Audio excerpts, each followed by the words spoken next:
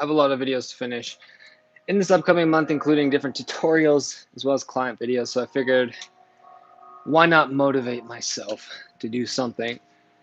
I have to shoot, I have a bunch of tutorials shot already. The only thing that they're missing is B-roll, and I have a couple of client things I just need to get done. So I figured I would do it all at once. And so here we are in the studio live for the first time. I've done a lot of Instagram lives. I don't know how many people follow me on Instagram, and I know that not that many people subscribe to the channel yet, but I figured, why not?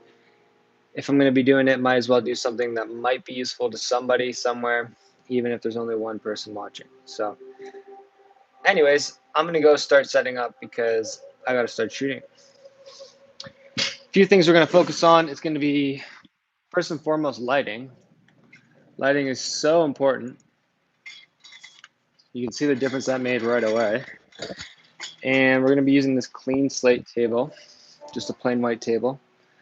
I'm going to go grab a Lysol wipe because it's important to have a really clean table. I hope the crinkling isn't way too loud. I also don't know how this works, so I guess I could see chat if there is a chat, but I don't know how that works. So I hope that my headset's connected right and somebody can actually hear what I'm saying. If not, please comment and let me know if you can hear me well. Like when I walk over here, can you still hear me? I should just be on my AirPods.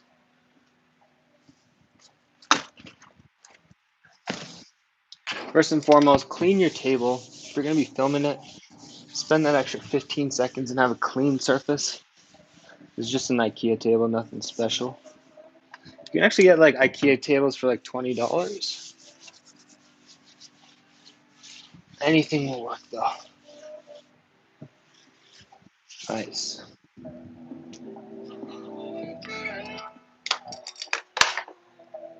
So I don't know how loud in here. Oh, sweet. Okay. So we got our first light set up. I understand this might not be attainable for everybody, but this is how I do it. So I don't really want to tone it down. Second thing you want to worry about is a second light. Now, if we're going to be filming things on this table, the best thing that we can do is create a distance from the subject that we're filming and the wall. So like any sort of distance between what you're filming and the background creates better blur. So we're going to pull this table out. I'll tilt this down a little more. Camera's right here. Now, a really good pro trick right here. I haven't done many videos on lighting because I still want to get more confident with it, but lighting is everything. What you want to do is you want to have a second light. So if you only have 2 lights, do it this way. I have this little panel light. I think it was like $40, Amazon. Super easy. But another way to make your backgrounds just look way better is to have a secondary light behind. So I'm just going to plug this in on the ground because we're shooting pretty low anyway.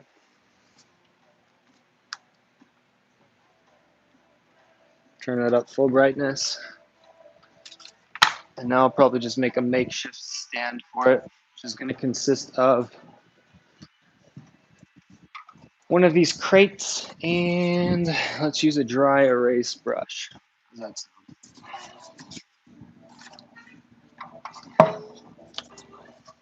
just make it work however you can. Oh, that's kind of weak. We might need another little.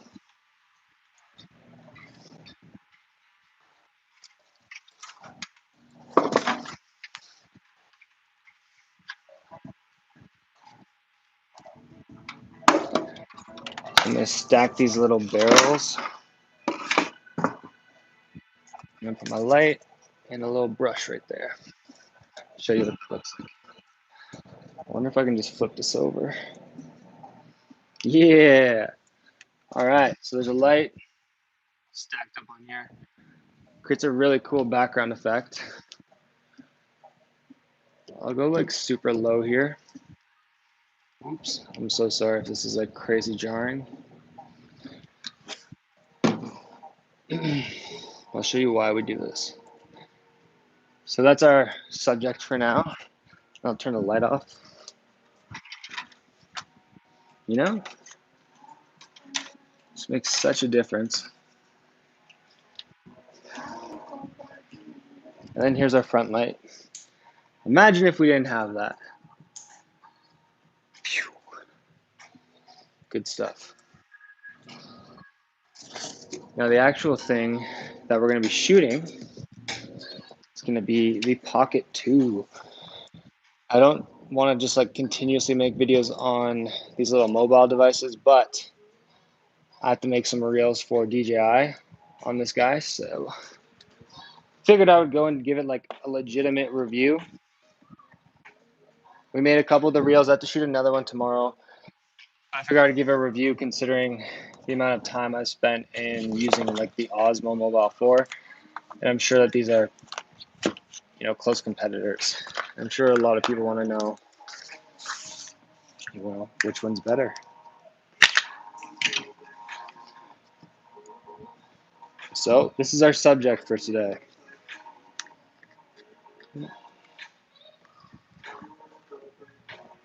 So now we have our lighting. We got this guy set up. I'll show you the difference in the lighting as well, because it makes a huge difference.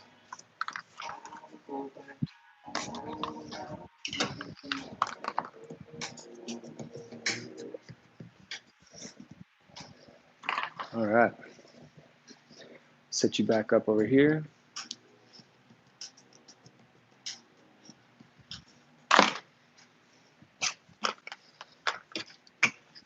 So the next thing I would do, obviously we're gonna try and shoot this in slow motion because all B-roll is slow motion, we know that.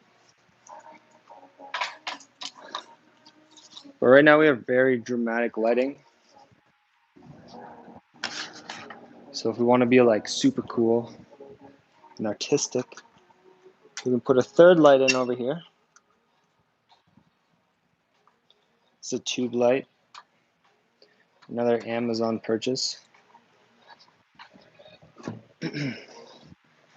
So when you only have one light source, it's going to give you these crazy shadows, which can look really cool, very dramatic, very professional.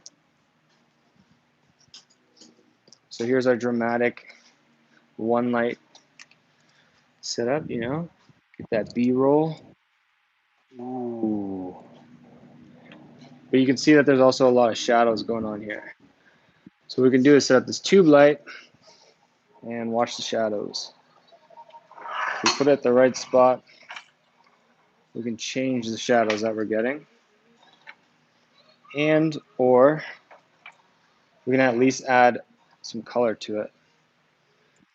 So we can stage this to look a little bit different.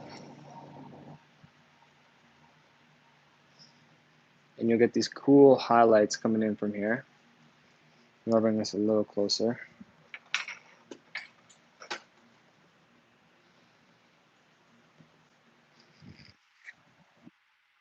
And then as we get these shots across the table, when we're shooting on like a DSLR and we have a lower aperture, I'm sure it'll look a lot cooler.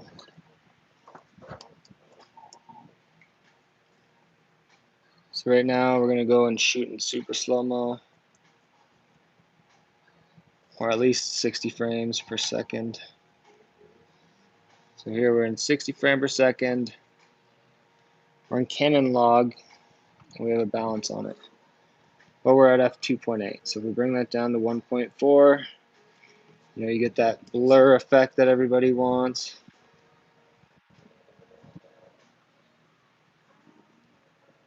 These are the goods. And as you can see on the left side of the screen, there's a hint of red now, where that wasn't there before without this light. But yeah, you can set it to whatever color you'd like.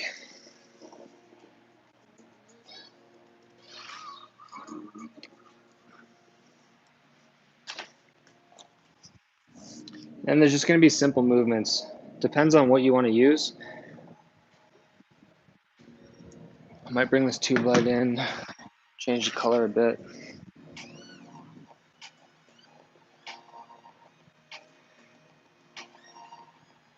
Ooh.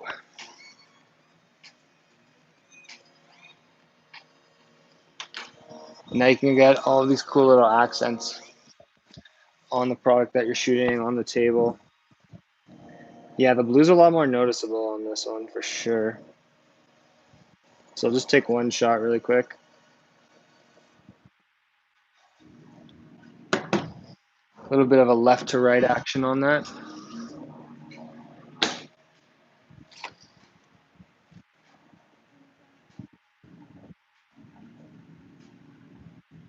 So as you can see here, there's a lot more blue than you would see in the red in that first setup. And especially if we're doing any sort of color grading on it. But you can see it's hinting on like the side of it there and on the table. You can do this stuff handheld. I mean, the shots are going to be so quick in the actual video anyway. Plus, we're going to be focusing on different parts in elements. Wow, it looks so weird in this blue. But we're going to focus on different elements of the product. So again, just depending on what your B-roll is for. So for instance, if I was talking about the buttons, I'm just going to shoot like way up close at these buttons.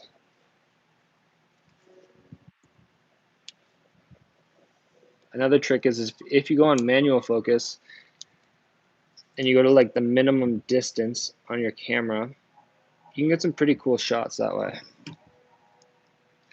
So you find focus, so you do like a push in or a pull back, and if you're in manual focus, at some point it's going to be in focus, and you can actually just like start in focus if you want and pull backwards, and you can reverse that in post. I don't know if I'm getting like way too technical.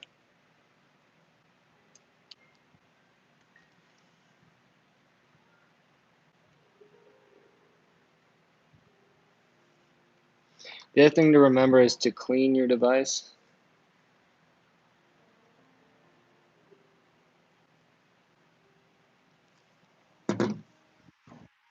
Mine's not super clean at the moment. It's all about just getting like really short, simple shots. I guess I should play this back in slow-mo.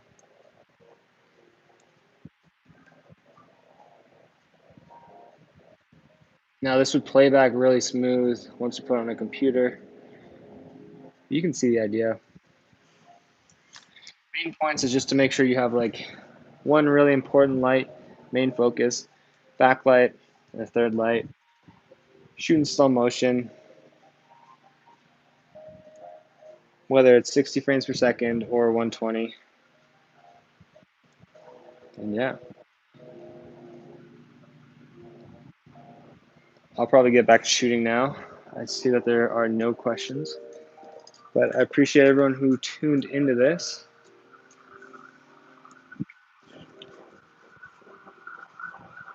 I typically have a script of what I'm going to be shooting, so I'm going to pull up my script and start going on that.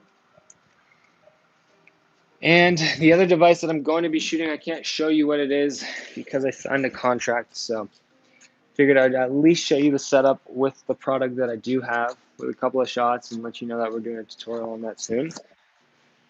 And after that, yeah, gonna go shoot a bunch of different products.